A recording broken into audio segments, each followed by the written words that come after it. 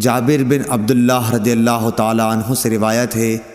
نبی صلی اللہ علیہ وسلم کی نماز کے بارے میں دریافت کیا تو آپ نے فرمایا کہ آپ نماز ظہر دوپہر میں پڑھتے تھے، اور جب عصر پڑھتے تو سورج صاف اور روشن ہوتا،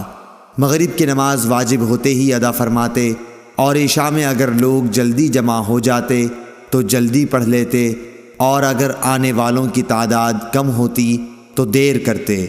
اور صبح کی نماز منہ اندھیرے میں پڑھا کرتے تھے۔ صحیح بخاری حدیث نمبر 565۔